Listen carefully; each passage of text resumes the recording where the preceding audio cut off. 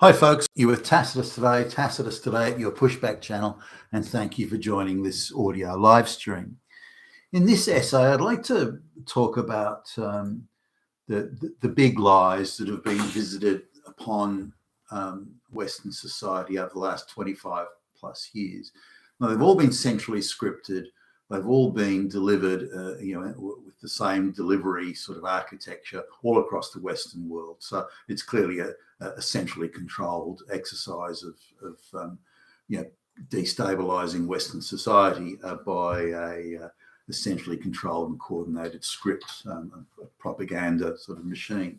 So I just want to go through these big lies because they've had a huge effect on our society. Now, when I say big lie, they're exaggerated.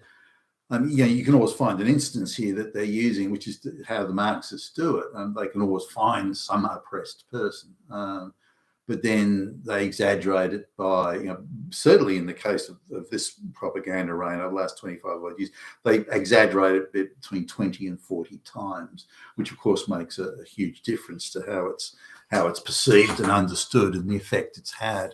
Now, not all the media got on board with this straight away. So, in the early 90s, for example, which is getting closer to 30 years ago now, you could still find articles that questioned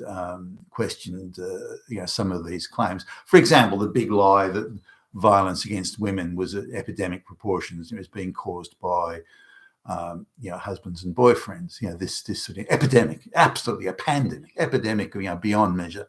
And this was something it required urgent action by government. Only massive intervention by the government could stop this mass wickedness from continuing.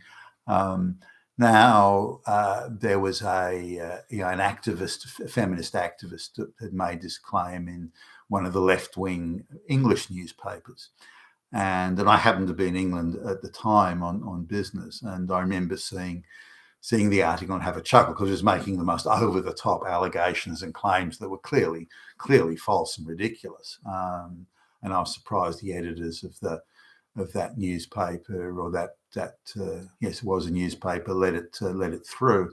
But a day or two later, a few days later, there was a more mainstream journal that obviously prided itself on being accurate and checking its facts and so on. So two straight white male journalists called up the gender studies, women's studies activists that had made these claims, and they printed their fine, and they said, "Look, this is all bullshit, total bullshit." And they quoted they called up this gender studies academic, said, you claim that there are 10,000 women that are beaten every day in England by their husband. Where did you get these numbers from? And her reply was, "I don't know. I heard it somewhere."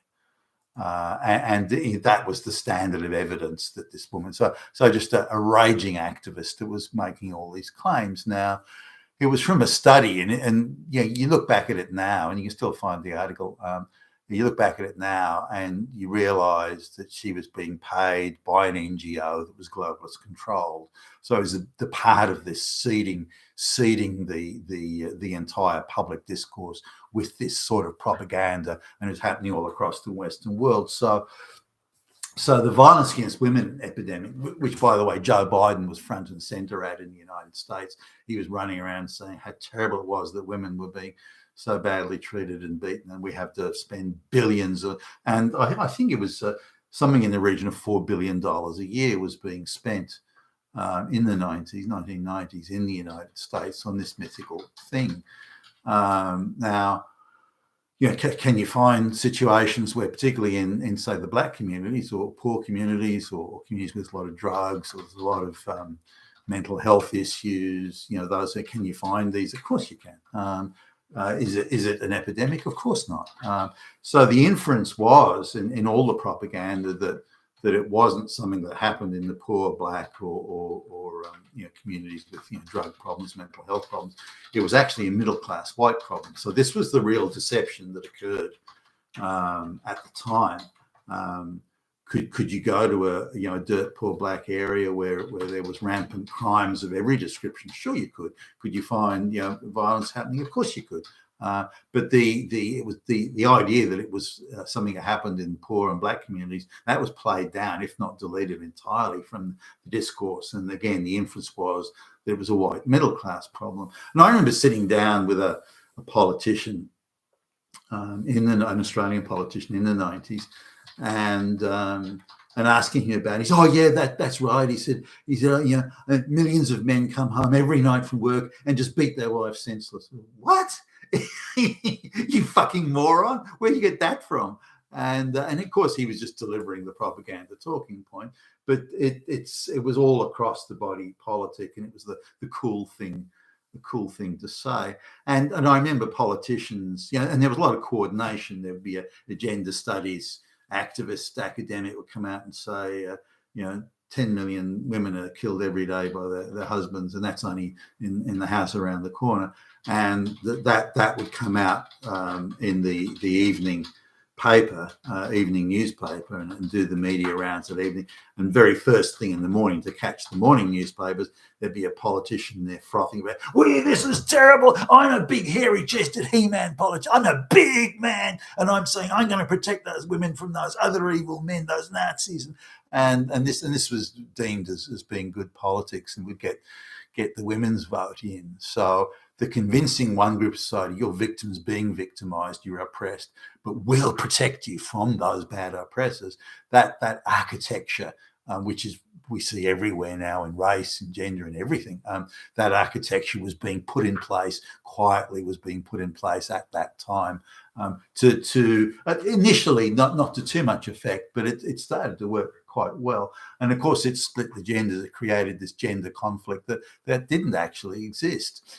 Now, I did some of the research myself over the years, and found that in Australia, as a case in point, the researchers, I mean, you couldn't really call them that. They were just activists looking to justify a predisposed position, but they would go out to say a rural area that was the most crime-ridden area in Australia, bar none, sort of way off the charts and they would find that there was, a lot of violence there of all sorts, whether it be street robbery, muggings, or, violence in the home and that sort of thing. Of course it was there. We're talking about the absolute supreme end of social dysfunction. So of course you're going to find violence there. So they'd go there, and then they'd remember, it's a very poor place as well. They'd take over the community centre, and they'd invite women to come in and just verbally say, were you physically abused by your man? And if you tick this box and say yes, then we'll give you a free gift. We'll give you clothes. We'll give you this. We'll give you that, and then we'll give you a free meal. And there were all sorts of handouts, but you had to say yes. But none of this was reported. So then a report would be a supposed report. It wasn't a fucking report. A report would be then put out saying, and 4 out of every 5 women are being physically abused by their husbands or live-in male partner. And of course, this was utter nonsense. They didn't say they went to the highest crime area in Australia. They didn't say that it was all anecdotal, that there was no follow-up, no proof, no evidence. Nothing was confirmed. They didn't say they were giving gifts to women to induce them to say that they were being abused. None of those things were mentioned. And so the reading the report in the newspaper, it was presented as being a universal problem all across Australia, but particularly in middle class white suburbs, where it clearly wasn't. It was nothing like that at all. So that gives you the extent of the misrepresentation and exaggeration that was used to push this outrageous lie and falsehood on a society. Now, you say, well, why were they doing it? Well, it created gender conflict where there was none, and it also created a boom in the divorce industry. There were sort of plenty of women at the time saying, well, yeah, I didn't know I was oppressed. Wow, I'm glad they've told me that. And they created, these various propaganda things like, if he drives the car, then that means he's oppressing you. That's all it takes. If he drives the car, he's oppressing. Wow, I didn't know I was oppressed. Now, who drives the car? Who cares?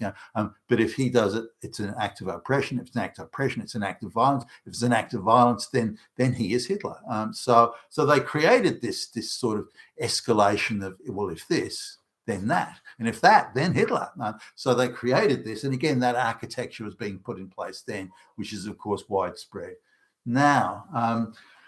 Now, the rape epidemic was the same thing. There was this thing that on college campuses and everywhere there was this incredible rape epidemic, and now if you went to the same sort of thing happens. Radical gender studies, feminist activists were put in charge of the so-called research. So, I mean, you know the outcome you're going to get even before it appears. And they knew this. The people commissioning this knew what the outcome would be. They knew the narrative they wanted to push, and they knew what they were doing in terms of creating, again, gender conflict and guilt and shaming of men and so on. So they do this thing. So they go to, say, college, for example, and the gender studies academic would do an anecdotal study and say, well, if you've been raped on college by a fellow student or by anybody, it doesn't really matter, then you just tick this box and send the form in or go online, or whatever the case may be. Some of this was sort of pre the online type times, and then they would compile that, whether it was accurate or not, or there was honesty in the compiling. Even that's open to question, and they were very reluctant to release, if ever, raw data on this. So they would say, well, we've got 500 people responded, and so we say that this 500 people represent 5% of the population. Therefore, if we multiply that by 20 times, we'll then have the true figure of the amount of rapes. So they managed to come up with figures that would make university campuses the most dangerous place for women that have ever existed in the whole universe ever. You even look at civil war torn type places in Africa where it's just people are being murdered and so on, and where it's quite common for women to have 10, 15 sexual partners. And so even there, it exceeded the rapes in the most violent place in the world in a Western college campus. So that just sort of indicates. Now that they did other things, like say, well, did you wake up the next morning and decide that you didn't really want to have sex with him? And so that was rape. So they have sort of classifications of rape that were imaginative, to say the least.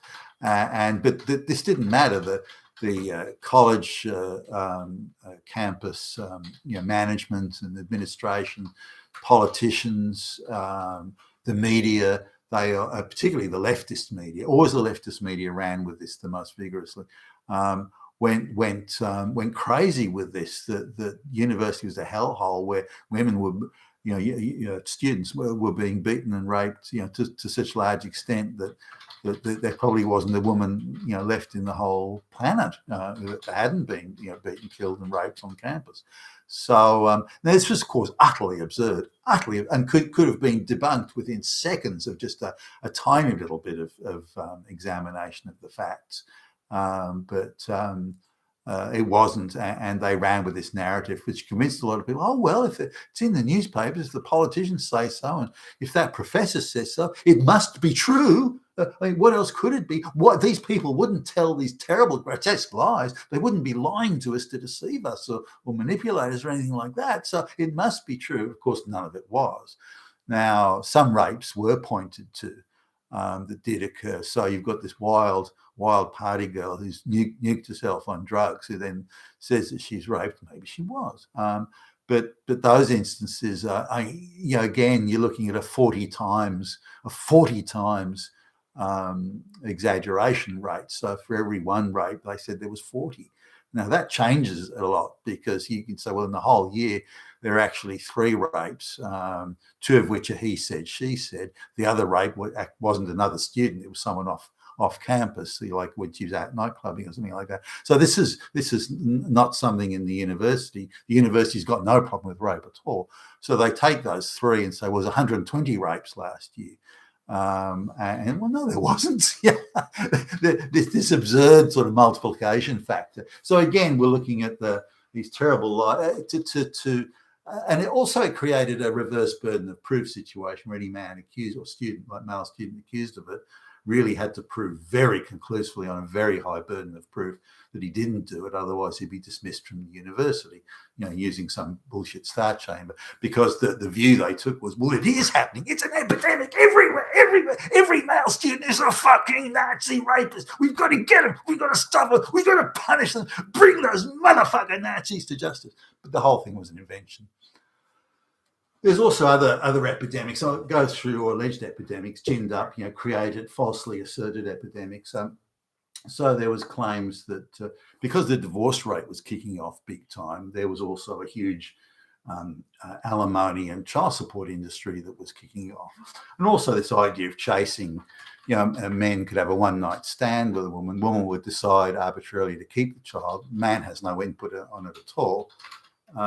She can even take money from him for an abortion and then not go through with the abortion, and then can hit him up for child support, which can last for 25 years, 26 years, even longer in some cases. So the man's life is destroyed by this, of course. He never agreed to have children, but that didn't matter. You're paying, buddy, and that's it. Now, this particularly hit the black community very hard. So a lot of men just dropped out of working and went off on, did cash jobs, or I don't know, became drug dealers or something like that. But there were constant stories that were circulating in the media about these masses of super rich men who were living in these massive waterfront mansions. They had, numerous very expensive imported sports cars and so on.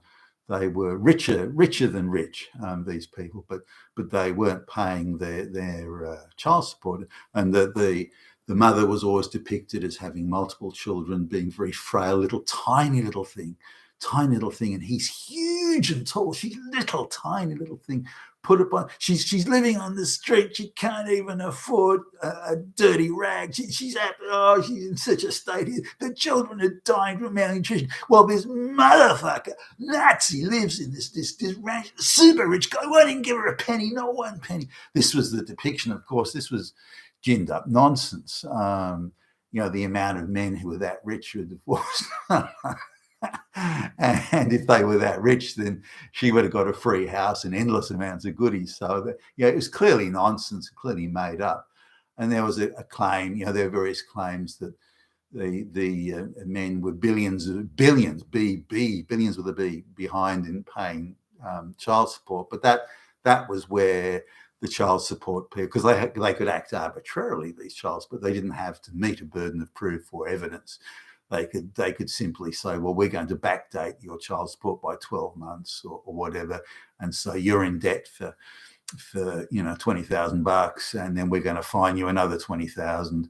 And so they could add all that up and say, look at these guys. I mean, look at these evil men, these evil fucking men, these Nazis that won't pay their child support. Their obligations for little children, little girls dressed in pink. They're dressed in pink are dying, and he's not paying his child support. The fucking Nazi. So they do that sort of stuff as well. And that was widespread. You couldn't pick up a newspaper there for a few years without seeing those bullshit stories, which were clearly the most outrageous, ginned up propaganda.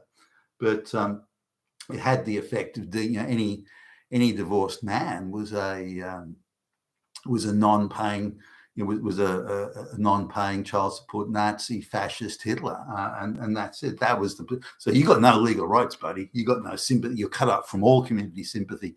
You got no legal rights. So if you go end up in court, you're a fucking Nazi and you've got to get what's coming to you, you damn Hitler. Now, also there were other sort of supposed epidemics, like, say, the native genocide epidemic. This is particularly where sort of colonial activity had been. And And I remember reading a story, and I was horrified. I was probably, I don't know, I was probably only 19 or 20. I remember reading a story about there was a particular Aboriginal tribe. This is in Australia, a particular Aboriginal tribe that in the 1890s, there were supposedly only 3 of them left, and they were being brought to some sort of reservation or something like that. There was 1 woman and two men, and they were being brought by ship.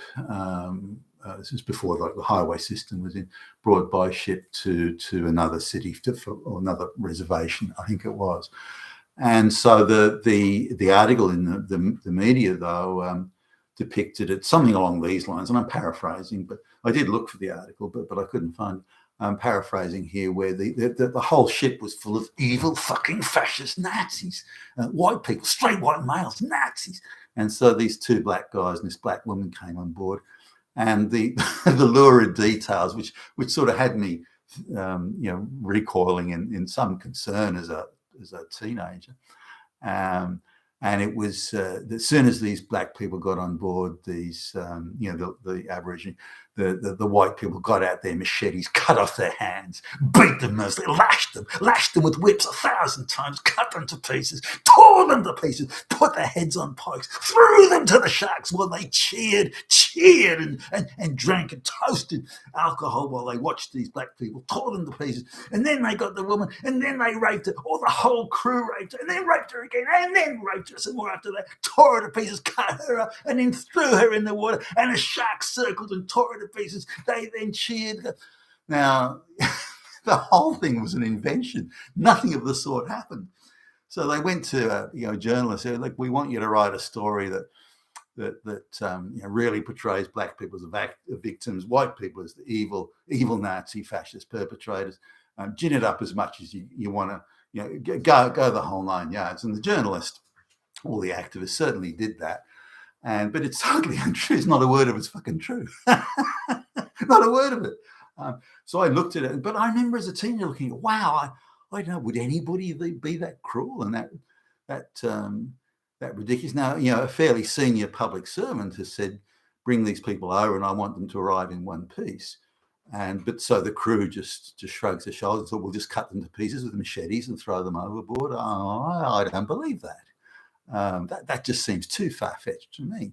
Now, there were no charges laid against anybody, but that, according to the article, just proved just how deep the fascism runs. They just don't care about the evil colonial oppressors. No, that's utter bullshit. That never happened. And the whole thing was made up. But these sort of stories were appearing more and more about the native genocide. And did you know the white people went in and they killed millions of them, to tore them to pieces, and they treated and didn't put their heads on pikes and men? No, they didn't. That's bullshit. So these articles were appearing.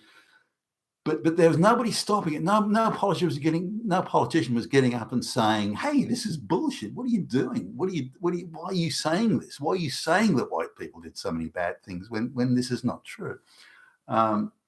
So this also, and it was part of guilt and shaming white people, of again destabilizing white society. I mean, you may have once been proud of white achievement, but look what you did, you damn fucking Nazis.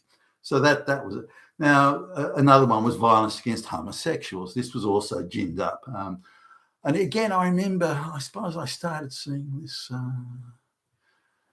in the 1990s, I suppose, around there, where, again, the lurid fantasy story, complete lies and fantasy. And it would go something like this. And there's quite a lot of these stories circulating. Billy Bob went to the park to find gay homosexual sexual partners. Now, the only reason he did that is because society was so oppressed him so much, because it was illegal to have homosexual relations there. The only reason he did that was because society was so oppressed. The straight people made him do it.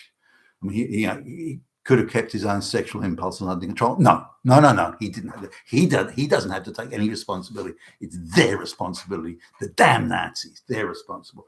So he goes to the park to find sexual partners, but lying in wait for him behind the trees, in the shadows, in the dark shadows, and Nazis, millions of them, Nazis everywhere. So as soon as this guy arrives, the Nazis pounce and they jump on him, they beat him, their knees on him, blood spurting everywhere, and then the blood spurting, and they kick him, they stab him, they tear him to pieces, they pull his head off, they do this, the Nazis, and then 100 Nazis, a million Nazis coming, beating this guy, jumping up and down on his lifeless body as the Nazis dance upon him. The lurid, the idea that this sort of thing would actually happen, and these things would go on. Maybe there was one instance where it did. I don't know, but the claims were unbelievably false, and the drama it was infused with, it was ginned up to the absolute max, and just to sort of as blood spurted from his lifeless mouth, the evil Nazis go, this sort of, oh fuck, give me a break. So these articles were appearing, which would have, the sensible sort of middle class, the folks that believe in law and order and all these sort of things, they would have recalled in a horror reading, do those things actually happen? Goodness me. But no, they don't happen. They didn't happen. The whole thing was an invention. It was a propaganda invention, and all part of this destabilizing Western society. This isn't about equality for homosexuals. Far from it. And again, as these articles were appearing, then politicians would say, well, we have to bring equality to the.